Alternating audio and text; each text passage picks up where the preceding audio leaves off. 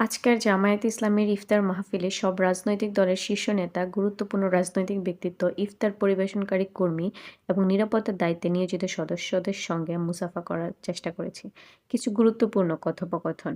জামায়াতে ইসলামীর আমিরকে বললাম, আমার জন্য দোয়া করবেন। তিনি বললেন, তোমার জন্য দোয়া ও দাওয়া দুইটাই রইল। প্রধানমন্ত্রী তারেক রহমানকে বললাম, বাসার বুয়া প্রতিদিন ফ্যামিলি কার্ড চায়। এটা নির্বাচনে জেতার ভালো কৌশল ছিল। তিনি বললেন, এটা শুরু করেছি, খুব শিগগিরই সারা বাংলাদেশে চালু হবে। মঈন খানকে জিজ্ঞেস করলাম, কেমন আছেন? তিনি বললেন, ভালো আছি, বাসায় আসবেন।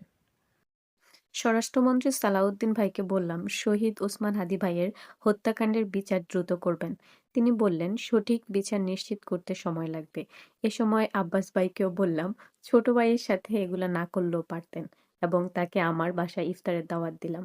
ইফতার শেষে একই টেবিলে প্রধানমন্ত্রী ও বিরোধী দলের নেতৃত্ববৃন্দের কাছ থেকে বিদায় নেওয়ার সময় আবারও আব্বাস ভাই বললেন, দুষ্টুমি করবা না। জবাবে বললাম, ছোট ভাইয়ের সিট এভাবে কেড়ে না নিয়ে ছেড়ে দিলেও পারতেন। চিন্তা করছেন কত বড় সাহসী নাসিরুদ্দিন পাটোয়ারি?